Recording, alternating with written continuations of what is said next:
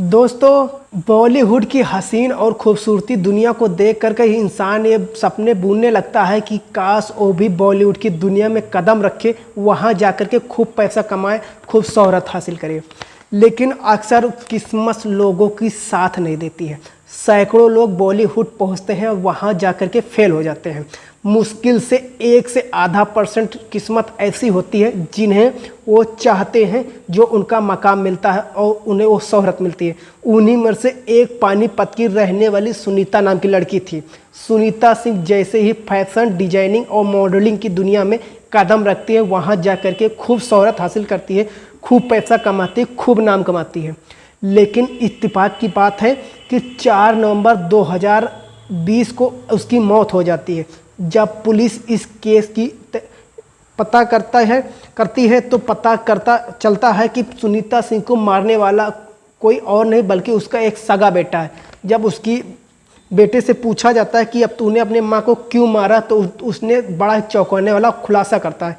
कहता है कि साहब, मेरी माँ ड्रग्स की एडिक्ट हो चुकी थी और इतना ज़्यादा ड्रग्स लेने लगी थी कि उसको अपने पराये का पता ही नहीं चलता था। ड्रग्स लेने के बाद में जब वो नशे में हो जाती तो फिर मुझे वो अपने ऊपर सेक्स करने की उकसाती थी। मुझे ये अच्छा नहीं लगता था और एक दिन इसी तरह से गुस्से में आकर के मैं उसकी हत्या कर देता हूँ। तो दोस्तों, पूरी कहानी जानते हैं इस वीडियो में, लेकिन उससे पहले आप अगर चैनल पर नए हैं तो वीडियो को लाइक कर दीजिएगा, चैनल को सब्सक्राइब कर दीजिएगा। मैं हूँ चंदन भाई। तो चलते हैं, जो आज की कहानी है काफ़ी ज़्यादा इंटरेस्टिंग कहानी है। बस आपसे रिक्वेस्ट है, बस 10 मिनट का टाइम दीजिएगा। चलते हैं, पूरी कहानी समझते हैं इस वीडियो में। पानीपत की रहने वाली सुनीता पढ़ने लिखने में बहुत ही ज़्यादा होशियार थी और वो बॉलीवुड में जा कर के नाम कमाना चाहती थी। जब अपने बाप से एक इच्छा जाहिर करती कि पिताजी, मैं बॉलीवुड में जाकर नाम कमाना चाहती, वहाँ पर फैशन डिजाइनिंग की दुनिया में एक कदम रखना चाहती हूँ, तो उसका बाप उसको बॉलीवुड जाने से मना कर देता है और वो कहता है कि अब तुम्हारी शादी की उम्र हो गई, चुपचाप शादी करो और अपना घर बसा लो। और फिर वो उसकी शादी करनाल में रहने वाले दीपक नाम लड़के से कर देता है। दीपक एक शराबखोर इंसान था, शराब बहुत ज़्यादा पिया करता था। अपने माँ बाप के आगे उसने सर तो झुका दिया था, लेकिन अपने सपनों को मरने नहीं दिया था। माँ बाप के कहने की वजह से उसने दीपक के साथ शादी के बंधन में तो बंध गई थी, लेकिन उसके अंदर की इच्छा अभी तक जिंदा थी। और इसी तरह से टाइम गुजरता गया और सुनीता 2 बच्चों की माँ बन जाती है। एक बेटा और एक बेटी को जन्म देती है। दीपक अक्सर आए दिन शराब की नशे में सुनीता से लड़ने झगड़ने लगा था। जब सुनीता ज़्यादा परेशान होती है तो दीपक का साथ छोड़ करके अपने बाप के घर आ जाती है और फिर वहाँ पर अपने दोनों बच्चे को अपने बाप के यहाँ छोड़कर मुंबई पहुँच जाती है। और मुंबई पहुँचने के बाद उसने बॉलीवुड की दुनिया में फैशन डिजाइनिंग और मॉडलिंग करने का फैसला करती है। थोड़ी मेहनत मशक्क़त करने के बाद उसको सफलता मिलने लगी थी और धीरे धीरे उसको डिजाइन किए हुए कपड़े बॉलीवुड में उसकी मांग होने लगी।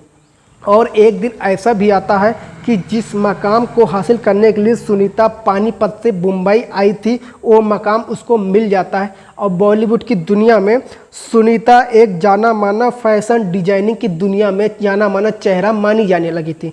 फिर उसने जब मॉडलिंग शुरू की, देखने में खूबसूरत और बहुत ही हसीन सुनीता जब मॉडलिंग शुरू करती है तो मॉडलिंग की दुनिया में एक झंडे गाड़ देती है। दोस्तों, जब वहाँ पर बॉलीवुड में रह करके उसने अपने पैर जमा लिए तो उसने एक फ़्लाइट लिया अंधेरी वेस्ट इलाके में और फिर वो दोनों बच्चों को लेकर के अपने पास मुंबई में रख लेती है और उसका दाखिला बोर्डिंग स्कूल में करा देती है। बच्चे पढ़ने लिखने लगते हैं और सुनीता किसी तरह से फैशन डिजाइनिंग और मॉडलिंग की दुनिया में अपना परचम लहराने लगती है।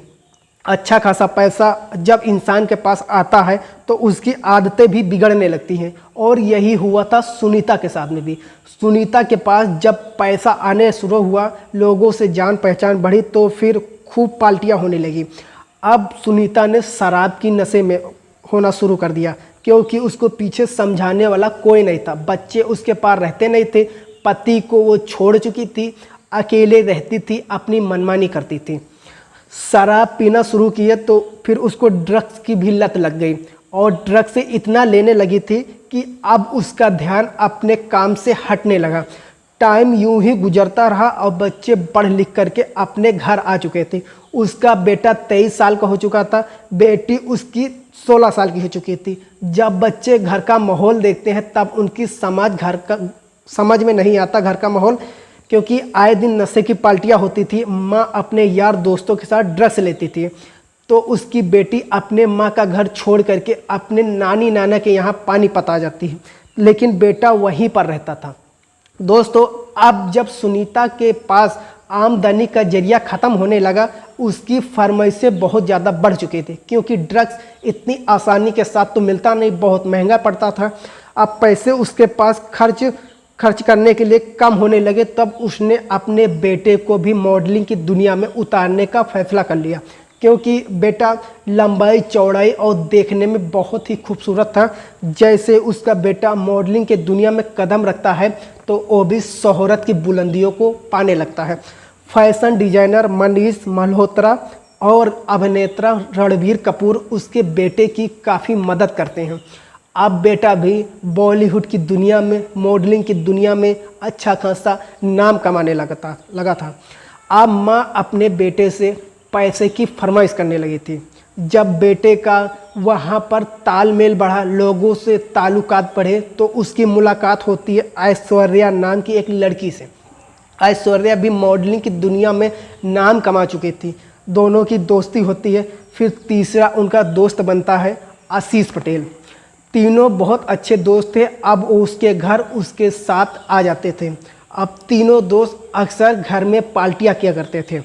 माँ की हरकतों को देखकर, माँ की आदतों को देखकर बेटे लक्ष्य को भी ड्रग्स की लत लग चुकी थी। वो भी ड्रग्स का एडिक्ट हो चुका था। अब माँ और बेटे में किसी तरह का कोई भी मतभेद नहीं था। माँ की सहमति से बेटा भी ड्रग्स लेना शुरू कर चुका था। अब फिर आए दिन बेटा और बेटे के दोस्त और बेटी की गर्लफ्रेंड चारों वहाँ पर पार्टियाँ किया करते थे, और फिर नशे की हालत में उन्हें ये पता ही नहीं रहता था कौन किसके साथ है। इसी तरह से टाइम गुजरता रहता है। एक दिन नशे की हालत में सुनीता अपने बेटे से सेक्स संबंध बनाने की कोशिश करती है। अब बेटा माँ के साथ कैसे गलत काम करता। वो नशा तो करता था, लेकिन उसका जमीन अभी तक मरा नहीं था, इसलिए वो अपने माँ के साथ गलत काम करने से मना कर देता। इसी तरह से दोनों के बीच में झगड़ा हो जाता है और लक्ष्य अपने माँ के ऊपर हमला कर देता है, और वो इसको इतना मारता है कि वो बेसुध होकर गिर पड़ती है। फिर नशे की हालत में लक्ष्य अपने माँ को बाथरूम में धक्का दे देता है, और बाथरूम में जैसे ही उसको धक्का लगता है, नल में जा कर के उसका सर लड़ता है और वहीं उसकी बेहोश होकर के गिर पड़ती है। क्योंकि लक्ष्य में नशे की हालत में थी, उसने बाथरूम का दरवाज़ा बंद करके बेडरूम में आकर के सो जाता है, और सुबह को उठा फिर बाहर निकल जाता है। जैसे ही बाहर से वापस जब आता है तो उसकी तो अपनी माँ का ध्यान आता है। जब वो बाथरूम का दरवाज़ा खोलता है तो क्या देखता है कि उसकी माँ मरी हुई हालत में बाथरूम में पड़ी हुई है। जब वो माँ को अपनी मरी हुई हालत में देखता है तो अब उसके पैरों के नीचे से ज़मीन खिसक जाती है। वो अपने दोस्तों को बुलाता है। जब उसके दोनों वो दोस्त, उसकी गर्लफ्रेंड और उसके दोस्त आते हैं, उसको भी देख करके उनके होश उड़ जाते हैं कि लक्ष्य तुमने ये क्या किया। अब इस लाश को ठिकाने लगाने की बारी थी। उन्होंने सबसे पहले एम्बुलेंस बुलाई कि पहले माँ को अस्पताल ले जाते हैं कि हो सकता है कि वो अभी जिंदा हो। जब एम्बुलेंस वहाँ पर पहुँचती है तो एम्बुलेंस वाले उसको ले जाने से मना कर देते हैं। उसके बाद में वो अपने पड़ोसी की मदद से उसको अस्पताल ले जाना चाहते थे। जैसे वो पड़ोसी से कहते हैं कि माँ रात नशे की हालत में थी और वो शायद पैर फिसलकर बाथरूम में गिर गई, जिस वजह से बेहोश है। जब वो उसका पड़ोसी आकर के देखता है तो वो देखते ही समझ जाता है कि अब सुनीता के अंदर जान नहीं है, और वो पुलिस थाने फ़ोन कर देता है। आनंद फानंद में पुलिस वहां पहुंचती है और वहां पर सुनीता के हालत देखती है। उसके बाद में जब पोस्टमार्टम रिपोर्ट आती है तो पुलिस को समझ में सारा मामला आ जाता है कि मामला आत्महत्या या हादसे का नहीं है, बल्कि सुनीता को मारा गया है। क्योंकि सुनीता के जिस्म पर जो चोटों के निशान थे और उसके सर में जो चोटों के निशान थे, वो साफ साफ बता रहे थे कि सुनीता के साथ हाथापाई हुई है, मारपीट हुई है। फिर लगातार 32 घंटे तक लक्ष्य से पूछताछ चलती है।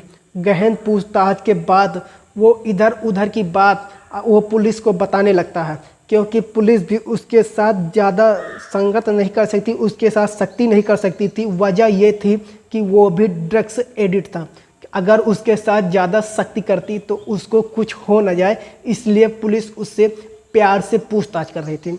और इसी तरह से पूछताछ करते करते पुलिस को 32 घंटे लग गए। 32 घंटे के बाद में वो अपना जुर्म कबूल करता है और बता देता है कि अपनी माँ का कत्ल उसने क्यों किया। सारी सच्चाई उसके सामने थी।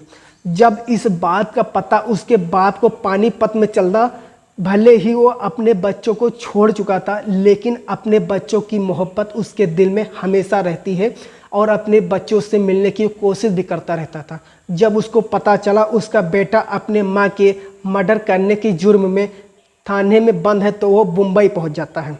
जब मुंबई उसका बाप पहुंचता है और जा कर के अपने बेटे से मिलता है, तो बेटा अपने बाप के गले लग के खूब रोता है और सारी बात उससे बता देता है और कहता है कि मम्मी ने हमेशा हमें यही बताया कि तुम्हारा बाप मर चुका है। दोस्तों, हम तो आपको मरा ही हुआ ही समझते थे, कभी आपके बारे में मम्मी ने हमें बताया ही नहीं था। और मम्मी इतनी बहक चुकी थी कि वो हर वक्त अपने दोस्तों के साथ में पार्टियां करती थी और नशे की आदत उनको लग चुकी थी और फिर वो मुझे भी अपने साथ गलत काम करने के लिए उकसाती थी, लेकिन मैं ऐसा नहीं करना चाहता था। इस वजह से मैंने माँ का कत्ल कर दिया। सारी बात वो उसको सामने बता देता है। बहरहाल लड़के को गिरफ्तार करके अदालत में पेश किया गया और उसको जेल भेज दिया जाता है। उसका बाप दीपक अपने लड़के की जमानत करने के चक्कर में लगा हुआ था, लेकिन कहानी लिखे जाने तक अभी तक उसकी जमानत नहीं हो पाई। तो दोस्तों, बुरे काम का अक्सर बुरा ही नतीजा होता है। तो दोस्तों, आज की कहानी ये थी। कहानी आपको कैसी लगी? कहानी जरा सा भी अच्छी लगी हो तो वीडियो को लाइक करिएगा, चैनल पर नए हैं तो चैनल को सब्सक्राइब करिएगा। हम मिलते हैं दूसरे दिन दूसरे कहानी के साथ। जय हिंद, वंदे मातरम।